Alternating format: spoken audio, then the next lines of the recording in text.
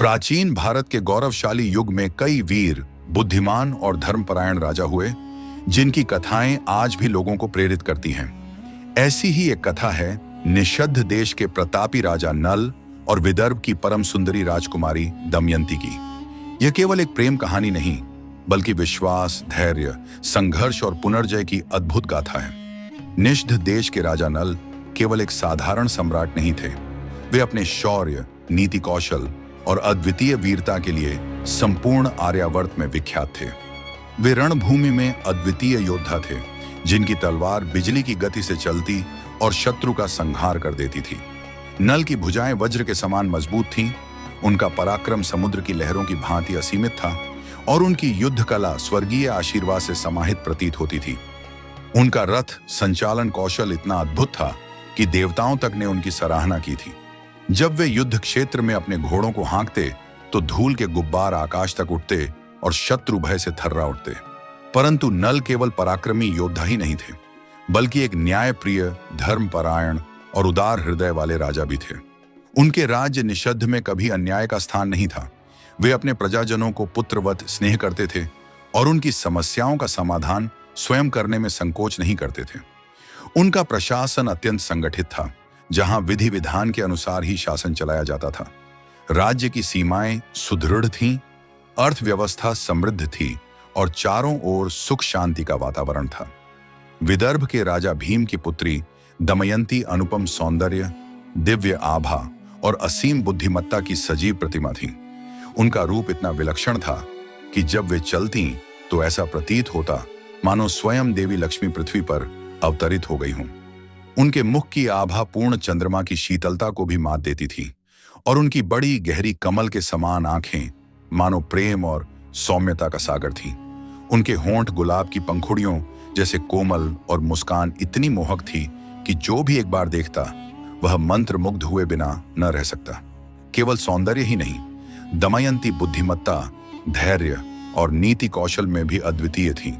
वे वेदों, धर्मशास्त्रों और कूटनीति में निपुण थी। उनकी वाणी मधुर और प्रभावशाली थी, जिससे कठिन से कठिन समस्या भी सहजता से हल हो जाती। राजमहल में वे सबकी प्रिय थीं और उनके स्वभाव की कोमलता तथा दयालुता के कारण प्रजा भी उन्हें माता की भांति सम्मान देती थी। विदर्भ की इस अनुपम सुंदरी के गुणों की चर्चा चारों दिशाओं में फैली हुई थी। स्वयं देवता भी उनके सौंदर्य और पवित्रता की प्रशंसा किया करते थे। उनके गुणों की चर्चा केवल मनुष्यों में ही नहीं, बल्कि स्वर्ग में भी हो रही थी। स्वयं इंद्र, अग्नि, वरुण और यमराज भी उनके दिव्य सौंदर्य पर मोहित थे और उन्हें अपनी पत्नी बनाने की अभिलाषा रखते थे। राजा नल का नाम सुनकर ही दमयंती का हृदय रोमांच से भर उठता था। नल के शौर्य और गुणों की चर्चा विदर्भ तक पहुंच चुकी थी और दमयंती के हृदय में उनके प्रति अनजाने में एक विशेष आकर्षण उत्पन्न होने लगा था। इधर राजा नल भी, जो सदैव अपने राज्य की भलाई और युद्धों में ही संलग्न रहते थे, दमयंती के अनुपम सौंदर्य और गुणों की चर्चा सुनकर उनके प्रति आकर्षित होने लगे थे। परंतु वे दोनों कभी मिले नहीं थे। एक दिन राजा नल अपने विशाल उद्यान में भ्रमण कर रहे थे। उन्होंने देखा कि एक अद्भुत स्वर्णिम आभा से युक्त हंस शिकारी के जाल में फंसा तड़प रहा था। उसकी पीड़ा देखकर नल को अत्यंत दुख हुआ। वे तुरंत आगे बढ़े और शिकारी को रोककर कहा, हे महात्मन, कृपया इस हंस को मुक्त कर दें।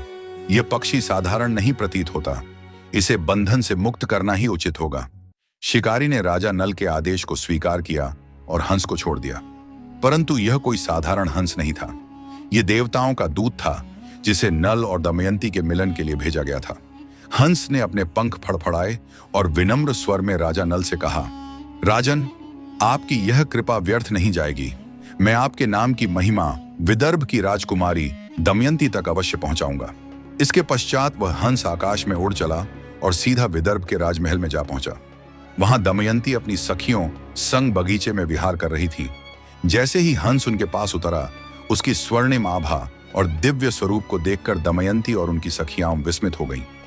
दमयंती ने कोमल स्वर में पूछा, हे दिव्य पक्षी, तुम कौन हो और कहां से आए हो? हंस मुस्कुराया और बोला, हे राजकुमारी, मैं निषद्ध देश से आया हूं, जहां धर्मपरायण, पराक्रमी और अद्वितीय गुणों से युक्त राजा नल निवास करते हैं। वे देवताओं के समान तेजस्वी, धर्म के पालन में अडिग और युद्ध कला में अद्वितीय हैं। उनका हृदय कोमल और प्रेम से परिपूर्ण है। यदि इस पृथ्वी पर कोई ऐसा नर है जो आपके योग्य है, तो वह केवल राजा नल ही हैं। दमयंती ने हंस की बातें ध्यान से सुनी और नल के गुणों को सुनकर उनका हृदय प्रेम से भर उठा। उन्होंने लज्जा से नेत्र झुका लिए और धीरे से पूछा, क्या राजा नल भी मेरे विषय में कुछ जानते हैं? हंस ने उत्तर दिया, हे देवी, जब मैं निषद्ध गया था तब राजा नल ने भी आपके सौंदर्य, बुद्धिमत्ता और दयालुता के विषय में सुना था। उन्होंने भी आपको मन ही मन अपनी हृदय समर्पित कर दिया है। मैं ही वह दूत हूं जो आप दोनों के बीच यह शुभ संवाद लेकर आया हूं। दमयंती ये सुनकर पुलकित हो उठी। उनका मन अब सदैव नल के विचारों में रमने लगा। उनकी आंखों के आगे नल का दिव्य स्वरूप उभरने लगा और उनके प्रति एक गहरा प्रेम जागृत हो गया। वे अब हर क्षण नल के विषय में ही सोचने लगी। उनका हृदय केवल राजा नल का हो चुका था। हंस ने पुनः निषद्ध की ओर उड़ान भरी और राजा नल को यह शुभ संदेश दिया कि दमयंती ने भी उन्हें अपने हृदय में स्थान दे दिया है। यह जानकर राजा नल हर्षित हुए और उन्होंने मन ही मन संकल्प लिया कि वे किसी भी परिस्थिति में दमयंती को अपनी पत्नी बनाएंगे। विदर्भ के राजमहल में जब दमयंती और राजा नल के प्रेम की चर्चा फैलने लगी, तब राजा भीम ने अपनी पुत्री का विवाह उचित समय पर करने का निश्चय किया। उन्होंने समस्त आर्यावर्त में यह घोषणा करवाई कि विदर्भ की राजकुमारी दमयंती का स्वयंवर आयोजित किया जाएगा, जिसमें केवल वीर, प्रतापी और योग्य राजकुमारों को आमंत्रित किया जाएगा। इस स्वयंवर की सूचना चारों दिशाओं में फैल गई। सभी राजाओं, राजकुमारों और पराक्रमी योद्धाओं ने इस अवसर को अपने लिए एक सम्मान की तरह स्वीकार किया और विदर्भ की ओर प्रस्थान किया। लेकिन यह समाचार स्वर्गलोक तक भी पहुंचा, जहां स्वयं इंद्र, अग्नि, वरुण और यमराज ने दमयंती के सौंदर्य और गुणों के बारे में सुन रखा था। वे भी इस स्वयंवर में भाग लेने के लिए उत्सुक हो उठे और तत्काल पृथ्वी पर जाने का निश्चय किया। राजा नल को जब स्वयंवर का समाचार मिला तो वे हर्षित हुए और विदर्भ जाने के लिए अपना रथ तैयार करने लगे। लेकिन जैसे ही वे यात्रा के लिए निकले, मार्ग में उन्होंने देखा कि 4 दिव्य पुरुष अत्यंत तेजस्वी रूप में उनके समक्ष खड़े हैं। वे और कोई नहीं बल्कि स्वयं इंद्र, अग्नि, वरुण और यमराज थे। राजा नल ने विनम्रता से हाथ जोड़कर कहा, हे देवगण, मैं आप सभी को सादर प्रणाम करता हूं। कृपया आदेश दें कि मैं आपकी क्या सेवा कर सकता हूं। इंद्रदेव ने मुस्कुराकर कहा, हे निषधपति नल, हम जानते हैं कि तुम विदर्भ जा रहे हो, लेकिन हम तुमसे एक विनती करना चाहते हैं। नल ने आदरपूर्वक कहा, हे देवगण, आपकी सेवा करना ही मेरा सौभाग्य होगा। कृपया आदेश दें। तब अग्निदेव बोले, हम भी दमयंती के स्वयंवर में भाग लेने जा रहे हैं, परंतु हम चाहते हैं कि तुम हमारे दूत बनकर दमयंती के पास जाओ और उससे कहो कि वह हम में से किसी एक को अपने पति के रूप में चुने। राजा नल यह सुनकर हतप्रभ रह गए। उनका हृदय तो पहले ही दमयंती के प्रेम में बंध चुका था। वे स्वयं उसे अपनी पत्नी बनाना चाहते थे, लेकिन देवताओं की आज्ञा का उल्लंघन करना भी अधर्म था। कुछ क्षणों तक विचार करने के बाद उन्होंने उत्तर दिया, हे देवगण, मैं आपकी आज्ञा का पालन करूंगा और दमयंती के पास आपका संदेश अवश्य पहुंचाऊंगा। राजा नल जब विदर्भ पहुंचे तो उन्हें महल के अंदर ले जाया गया। दमयंती को जब यह सूचना मिली कि राजा नल स्वयं उनसे मिलने आए हैं, तो उनका हृदय हर्ष और संकोच से भर उठा। वे तुरंत अपने कक्ष में चली गईं और अपने आभूषणों को ठीक करने लगीं। उनकी आंखों में लज्जा की झलक थी, लेकिन उनके मन में केवल एक ही विचार था, अब वे नल से मिलेंगी, अपने स्वप्नों के राजकुमार से। राजा नल को एक एकांत कक्ष में ले जाया गया। कुछ समय पश्चात दमयंती अपनी सखियों के साथ वहां पहुंची। जब उन्होंने पहली बार राजा नल को देखा तो वे मंत्रमुग्ध रह गईं। उनके दिव्य व्यक्तित्व, तेजस्वी मुखमंडल और शौर्य की आभा को देखकर वे अपने नेत्रों को हटा नहीं पाईं। राजा नल ने भी दमयंती को देखा और मन ही मन उन्हें नमन किया।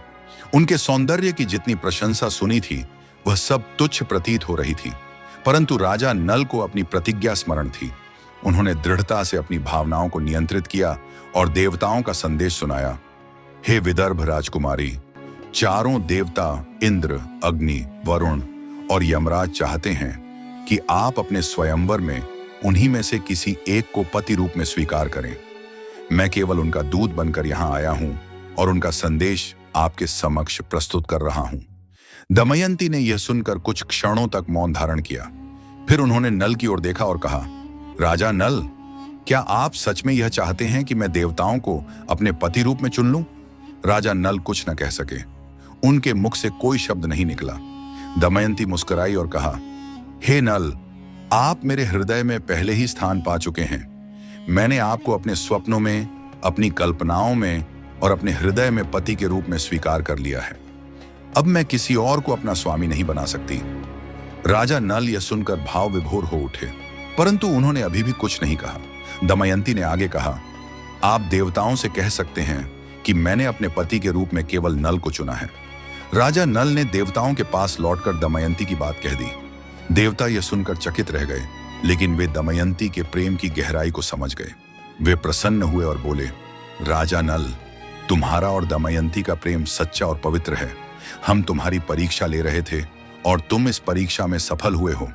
हमारा आशीर्वाद सदैव तुम्हारे साथ रहेगा। स्वयंवर का दिन आ गया।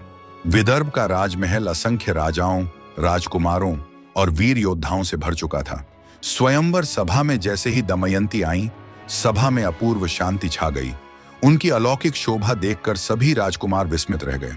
लेकिन यहां देवताओं ने एक और परीक्षा ली। वे स्वयं राजा नल का रूप धारण करके सभा में उपस्थित हो गए, जिससे दमयंती को भ्रमित किया जा सके। जब दमयंती ने सभा में देखा तो वहां 5 नल जैसे दिखने वाले पुरुष खड़े थे। अब यह एक कठिन परीक्षा थी। दमयंती ने शांत चित्त होकर विचार किया। फिर उन्होंने अपने हृदय की गहराई से उन नल जैसे पुरुषों को देखा। उन्होंने ध्यान दिया कि 4 में से कोई भी पलकें नहीं झपका रहा था। उनके शरीर से एक दिव्य आभा निकल रही थी और उनके चरणों की छाया नहीं पड़ रही थी। वे देवता थे। दमयंती मुस्कुराई और अपने प्रिय राजा नल के गले में वरमाला डाल दी। सभा में जयघोष गूंज उठा। देवताओं ने प्रसन्न होकर नल और दमयंती को आशीर्वाद दिया और स्वर्ग लोक को लौट गए। राजा नल और दमयंती का विवाह बड़े ही धूमधाम से संपन्न हुआ। निषद्ध राज्य में जब नवविवाहित दंपति का स्वागत हुआ तो चारों ओर हर्ष और उल्लास का वातावरण था। प्रजा ने अपने प्रिय राजा और उनकी नवोढ़ा रानी का भव्य अभिनंदन किया। नल और दमयंती के जीवन में प्रेम और सुख की धारा बह रही थी, परंतु नियति को शायद यह स्वीकार नहीं था। राजा नल के अद्वितीय गुणों, उनके धर्मपरायण स्वभाव और न्यायप्रियता से चारों दिशाओं में उनकी कीर्ति फैल रही थी। परंतु जहां धर्म होता है, वहीं अधर्म उसे पराजित करने के लिए अवसर की प्रतीक्षा करता है। कलयुग, जो अधर्म और छल का प्रतीक था, राजा नल की धर्मनिष्ठा से रुष्ट था। उसने राजा नल को पतन की ओर ले जाने का निश्चय किया। कलयुग ने निषद्ध राज्य में प्रवेश किया और उपयुक्त अवसर की प्रतीक्षा करने लगा। उसे झांत हुआ कि राजा नल को जुए में रुचि थी और यही उनकी सबसे बड़ी कमजोरी बन सकती थी। एक दिन नल के छोटे भाई पुष्कर ने राजा नल को जुए में खेलने के लिए आमंत्रित किया। पहले तो नल ने इस प्रस्ताव को अस्वीकार कर दिया, लेकिन कलयुग के प्रभाव में आकर वे अंततः इस खेल के लिए तैयार हो गए। जैसे जैसे जुआ आगे बढ़ता गया, कलयुग की कुटिल चालें सफल होती गईं। नल बार बार हारते गए और धीरे धीरे उन्होंने अपना समस्त राजपाट, धन धान्य और यहां तक कि अपने आभूषण तक हार दिए।